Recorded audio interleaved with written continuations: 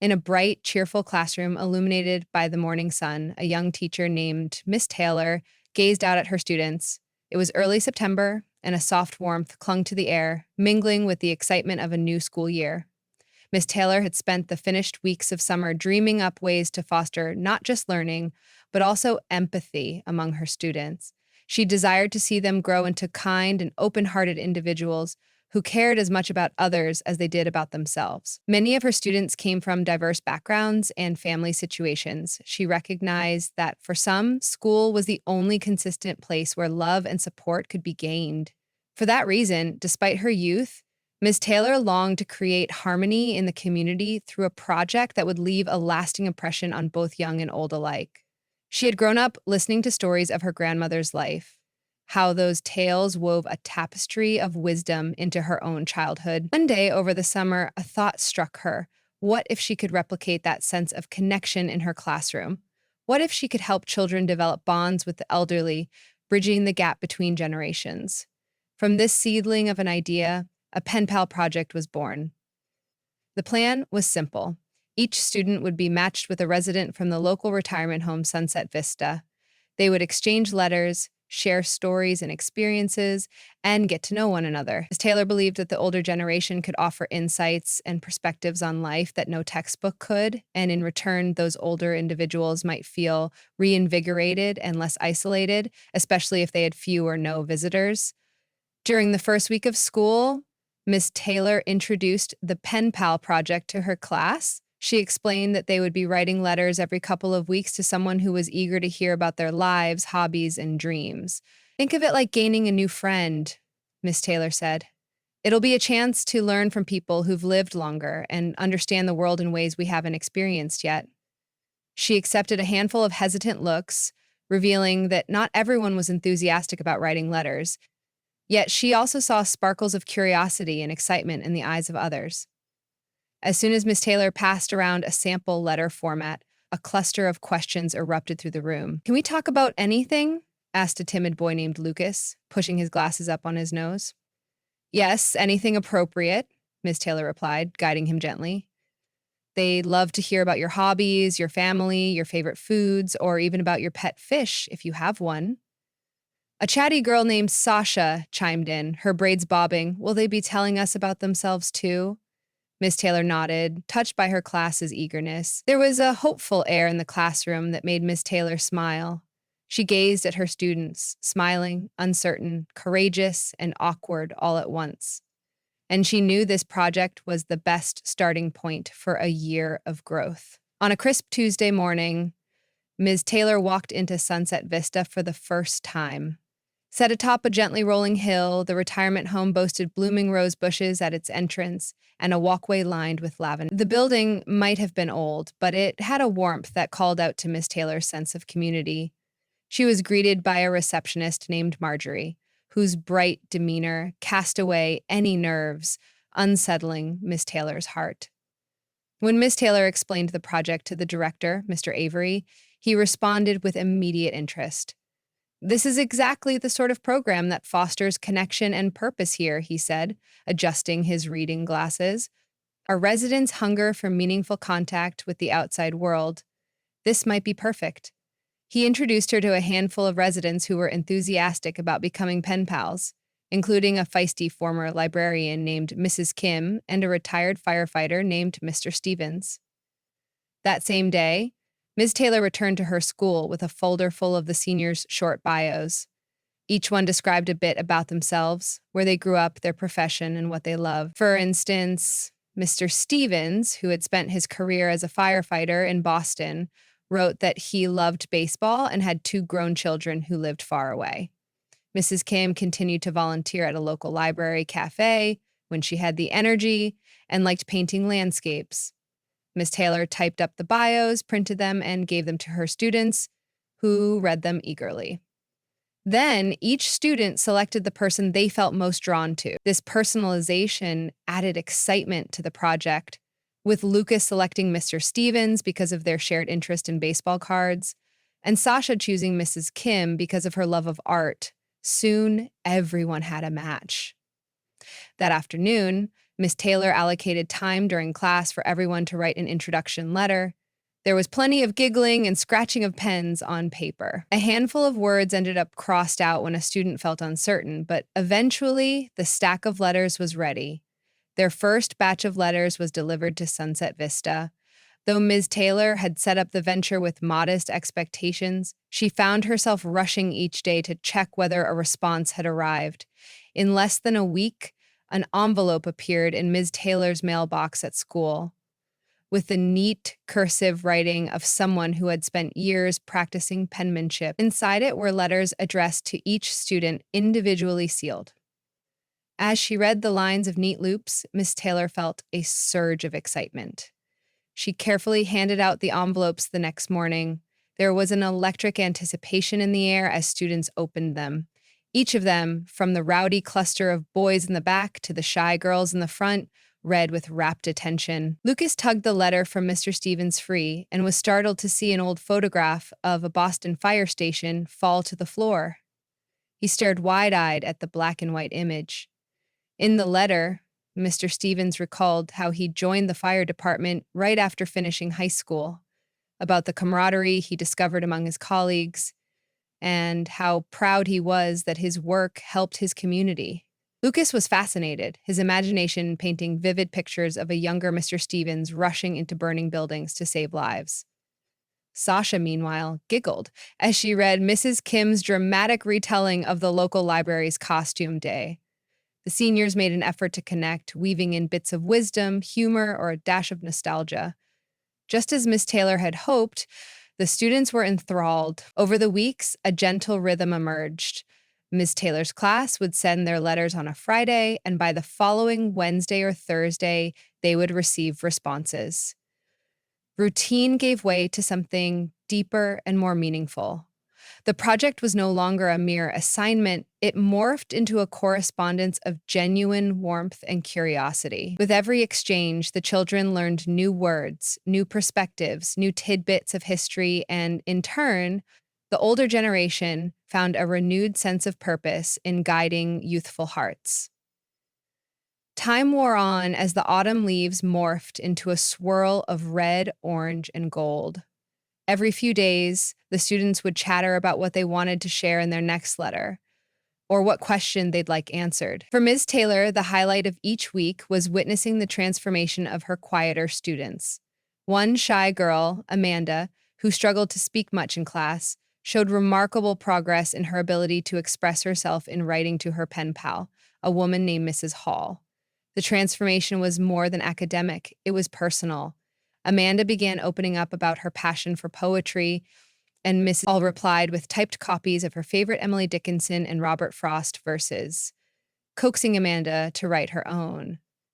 Miss Taylor could hardly contain her happiness when Amanda presented a short poem in front of the class about a white dove, its wings reflecting hope. This blossoming confidence was not coincidental. It stemmed from the kind words her pen pal offered at a time when Amanda needed them most. In late October, an unexpected event shook the project. Miss Taylor received a call from Mr. Avery at Sunset Vista. Due to a series of challenging conditions, several of the residents had fallen ill, including Mr. Stevens. The retirement home had to implement strict visitation restrictions to avoid spreading the illness. Worried pinged through the classroom when the students learned that their letters might be delayed. Lucas especially grew anxious, fearing that Mr. Stevens might be in serious danger. Miss Taylor comforted him, promising that they would still send letters as usual. Sometimes the best form of comfort is reaching out, she said, patting Lucas gently on the shoulder. The students poured their hearts into their next round of letters, offering well wishes and encouragement to their senior friends. Days slipped by, and the mailbox remained empty. As November approached, a hush seemed to settle over the classroom whenever Miss Taylor stepped in, missing letters in hand. The children were visibly concerned, worried for these pen pals who had become more than strangers on a page. But then, in the second week of November, an envelope finally arrived. The writing on it was shakier than usual. Miss Taylor found separate letters from each resident, stitched together in one packet. Most were short but cheerful, They wrote of battling a persistent cold or feeling weak, yet also emphasized their collective joy at having Ms. Taylor's class praying or wishing them well. Lucas's face lit up when he saw a note from Mr. Stevens. "Thank you for the kindness, son," it read, its lines faint but heartfelt. "Knowing someone out there was rooting for me got me through some pretty tough days." In that moment, Miss Taylor witnessed the raw power of simple, genuine human connection. With December looming, Miss Taylor proposed an idea that had been stirring in her mind for a while. She wanted to arrange a get together between the students and their pen pals in person if the retirement home's policies allowed, and if the seniors were strong enough. A class trip might not be possible right away, but perhaps a holiday inspired event could work. To prepare, she asked the students if they'd like to create handmade cards, small crafts, or picture frames as gifts for their pen pals. The classroom buzzed with excitement as the children brainstormed endless possibilities: paper snowflakes, a collage of leaves, crocheted bookmarks for those who knew how to crochet, and even small jars of homemade jam from a local orchard started appearing. Every student pitched in. Sasha worked on an enormous painting reminiscent of a winter wonderland that Miss Taylor promised to hang in the retirement home's rec room. Spiritual support and heartfelt warmth seemed to permeate their efforts. When mid December arrived, Miss Taylor secured permission for a holiday visit. Although some older folks were still recovering, Mr. Avery assured her that they were enthusiastic about the occasion. Early on a Saturday morning, a small bus of excited students and a handful of parent volunteers rolled up the hillside to Sunset Vista, the air cold and dry but brimming with anticipation. The entrance to the home was adorned with sparkling tinsel and evergreen wreaths.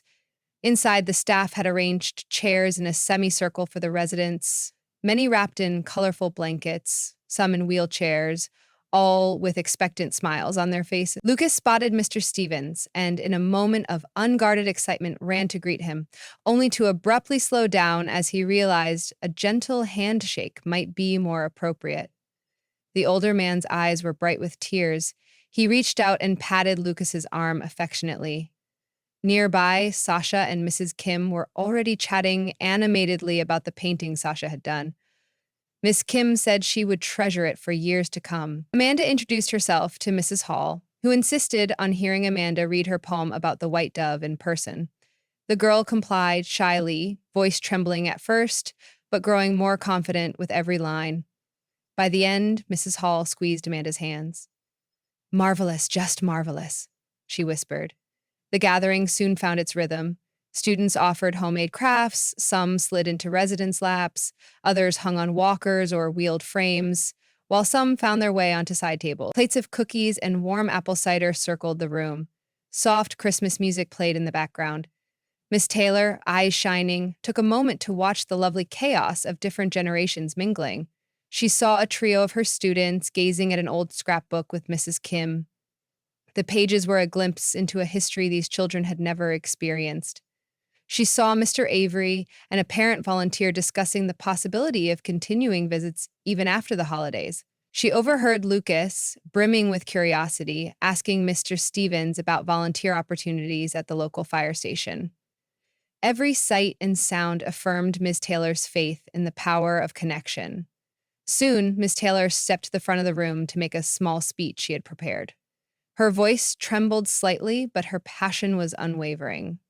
She spoke of how the Pen Pal project started as a small idea, a way for her students to practice writing and learn from older generations. But yet along the way, they'd built something infinitely more precious than grammar lessons, friendships that had already changed hearts. "Thank you all," Miss Taylor concluded, "for opening your hearts to each other." A modest applause followed, and more than one tissue was lifted to wipe away tears, both from beaming residents and proud students. They didn't linger too long that afternoon, mindful of the seniors' energy levels, but the farewells were emotional. Children promised to keep writing. Seniors teased them, telling them not to grow too fast or else they'd soon be the elders writing to the next generation. On the ride back to school, Miss Taylor saw a subtle difference in her students. They had experienced something deeply meaningful. the realization that letter writing could cross barriers of time and age. They understood that knowledge wasn't limited to the screens or devices they were used to. It existed in the stories and wisdom of the elderly. Miss Taylor felt confident the memory of that day would linger well past the holiday season.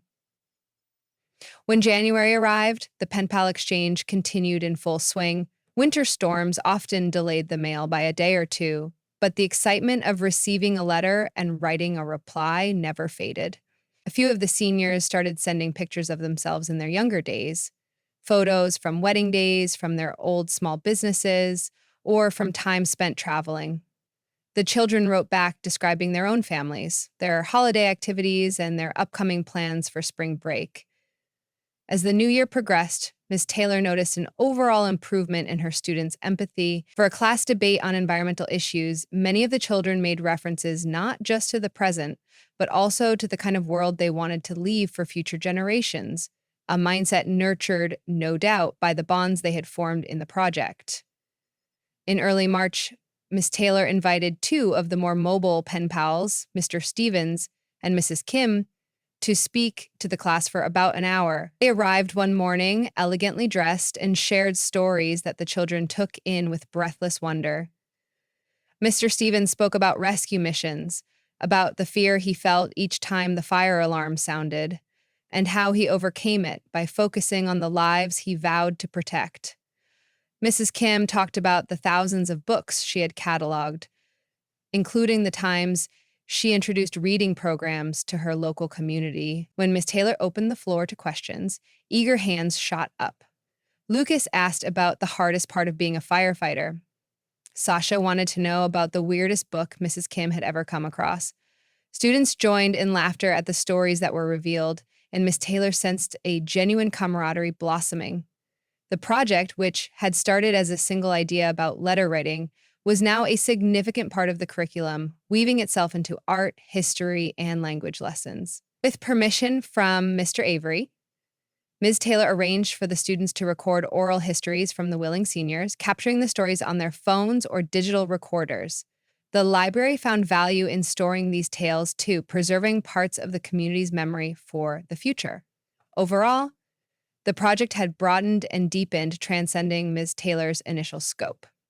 She was both thrilled and humbled. As spring arrived, Miss Taylor's heart grew heavy with the knowledge that the school year was winding down. She wondered, would these bonds last beyond the confines of the classroom? Would the children find ways to continue talking to their pen pals during summer break? She decided to talk openly to the class about it, explaining that while they wouldn't be obligated to continue the pen pal exchange, it would certainly be wonderful if they did. Most of the students didn't hesitate to assure her they wanted to keep in touch. Mrs. Kim is teaching me how to paint watercolors, Sasha declared, cheeks flushed. I want to keep learning, Lucas chimed in with a grin, and I want to hear more firefighter stories from Mr. Stevens. A half dozen other students jumped in with their own plans. There was a lightness to the classroom, a sense of unity that Miss Taylor had always dreamed of creating. The last weeks of school flew by in a flurry of final exams, graduation rehearsals for the older children, and sports day festivities. Ms. Taylor guided her class through it all, reminding them to gather any letters and keepsakes they wanted to give their pen pals before summer. On a sunny Friday, the final day of classes, she held an informal ceremony of appreciation. Each student came forward and shared a brief reflection on what the Pen Pal project had meant to them. The accounts were humble, sweet, and heartfelt. A boy admitted he had never known grandparents and found in his pen pal an unexpected figure of guidance. A girl said it saved her from intense loneliness. A chorus of similar sentiments filled the room. Before dismissing them for the summer, Miss Taylor took a moment to thank them for participating wholeheartedly, for being open and honest in their letters, and for seeing the elderly not as an afterthought, but as an integral part of their community. That moment blurred with tears for Miss Taylor, not only because she was bidding farewell to these students who had grown so close to her, but also because she realized the scope of the difference everyone, had made. She had witnessed transformations, the blossoming of young hearts into empathetic souls, the rekindling of purpose in aging spirits. The project had ignited compassion that could continue long after the final class bell. During the quieter days of summer, Ms. Taylor occasionally filed into her mailbox at home and found a letter from Sunset Vista. Some came from the residents who wanted to express their gratitude, continuing to share tidbits of their daily lives. She also heard from a few parents sharing that their children were still writing letters, sometimes even scheduling visits with the seniors they had grown to love. The connections had endured.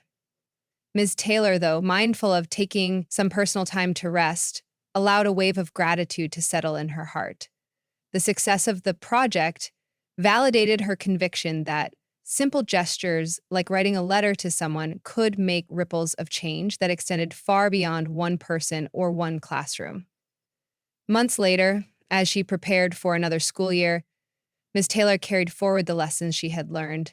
She drafted new plans to continue the Pen Pal project for incoming students, weaving in fresh ideas and expansions based on what had worked best. The spirit of the connections she had witnessed reminded her that time and again, people have the capacity to come together across age, distance, and life experience to create something truly meaningful and enduring. She remembered all the stories that had been shared, from Mrs. Stevens's black and white photograph of the fire station to Miss Kim's recollections of library events. She recalled Amanda's poetry and Sasha's paintings, and the way Lucas beamed at the mention of baseball, even if it was a story told by someone nearly 5 decades his senior.